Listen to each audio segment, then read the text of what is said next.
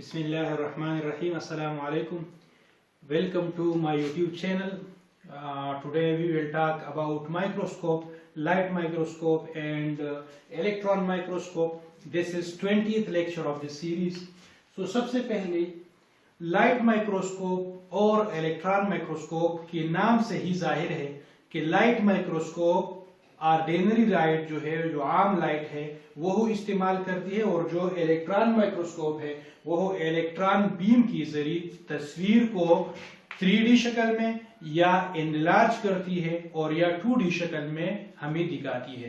तो जो light microscope है उसका जो सोर्स ऑफ जो इमेज को बड़ा करने का जो सोर्स है वो ऑर्डिनरी लाइट ही है। इसके अलावा इसमें 2 लेंसेज यूज किए जाते हैं। For example, one is the eyepiece lens and the second is the जो ऑब्जेक्टिव लेंस है। ये 2 लेंस इस्तेमाल किए जाते हैं।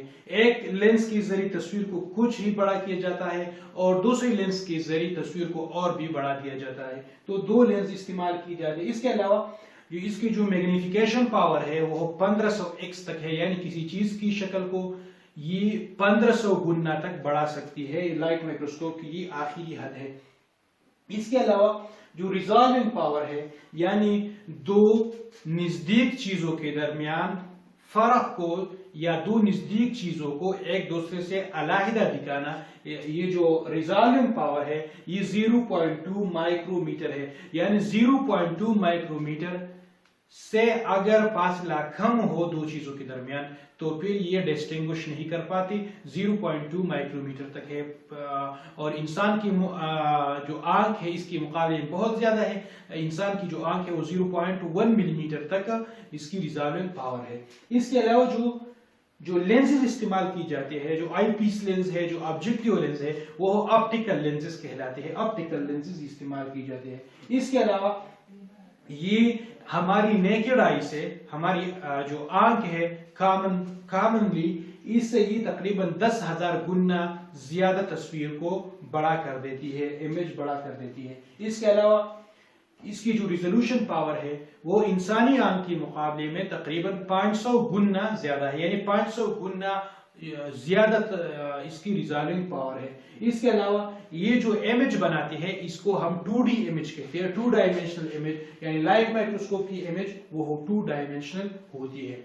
इसके अलावा जो इलेक्ट्रॉन माइक्रोस्कोप है इसके मुकाबले में उसकी तमाम तर प्रॉपर्टीज इससे एनहेंस होती है, इससे बड़ी होती है, इससे ज्यादा होती है। क्वालिटी वाइज ये अच्छी होती है और क्वांटिटी वाइज भी अच्छी होती है।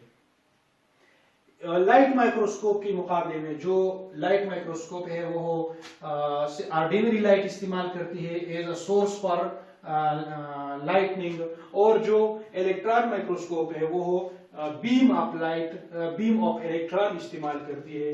वो जो इलेक्ट्रॉन माइक्रोस्कोप है ये बीम ऑफ इलेक्ट्रॉन को इस्तेमाल करती है ताकि तस्वीर की साइज को बड़ा किया जा सके।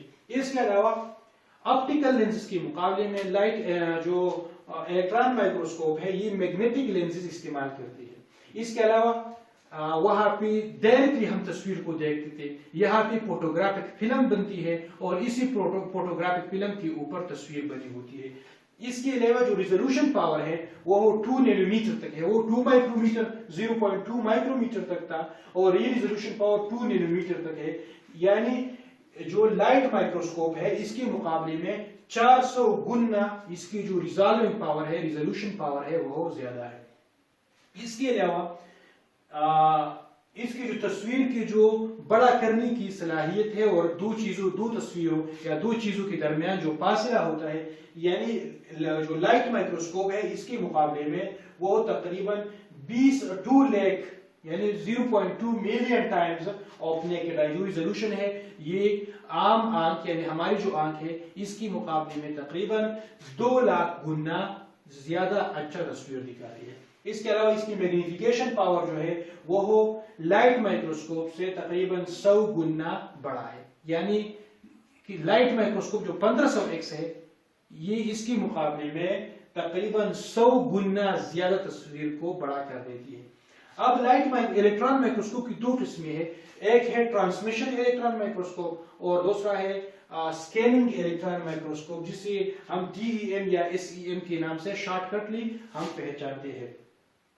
ये जो ट्रांसमिशन इलेक्ट्रॉन माइक्रोस्कोप है, इसको हम सेल के इंटरनल स्ट्रक्चर को ऑब्जर्व करने के लिए इस्तेमाल करते हैं, और जो तस्वीर जो बनाती है वो 2D इमेज होती है, यानी लाइट माइक्रोस्कोप ही की तरह ये 2D इमेज यानी 2 डायमेंशनल इमेज बनाती है।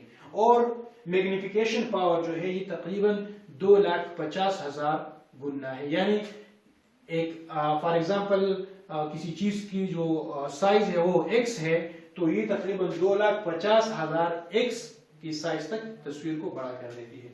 इसके अलावा जो स्कैनिंग इलेक्ट्रॉन माइक्रोस्कोप है, इसे यूज टू स्टडी सरफेसेस, यानी जो इंटरनल जो एक्सटर्नल सरफेस है, ट्रांसमिशन इलेक्ट्रॉन इंटरनल सरफेसेस को, इंटरनल स्ट्रक्चर्स को स्टडी करते हैं, और जो स्कैनिंग इलेक्ट्रॉन माइक्रोस्कोप है, इसको जो आउटर सरफेस है इसे देखने के लिए, इसे रिजॉल्व करने के लिए इस्तेमाल किया जाता है। और जो सरफेस है, फॉर एग्जांपल सेल सरफेस है, तो इसे पहले एक मेटल के जरिए कोट किया जाता है, जो पूरा स्ट्रक्चर है सेल का, और फिर इसके जरिए जो इलेक्ट्रॉन बीम है, जब ये इलेक्ट्रॉन बीम फॉर एग्जांपल ये सरफेस है और इसी सरफेस पे मेटल कोट किया गया, तो जब इस सरफेस पे मेटल कोट किया जाता है, फिर जो इलेक्ट्रॉन बीम है ये इसकी तरफ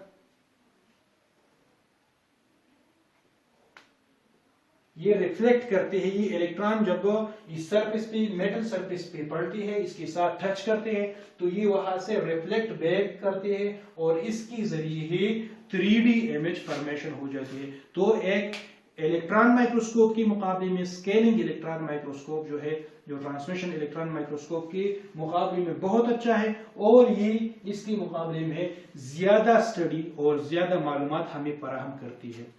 ये आज का लेक्चर सिर्फ इलेक्ट्रॉन और लाइट माइक्रोस्कोप के मुकाबले का था, कि कंपैरिजन का था। आइंदा के लेक्चर में हम सेल थ्योरी डिटेल में पढ़ेंगे।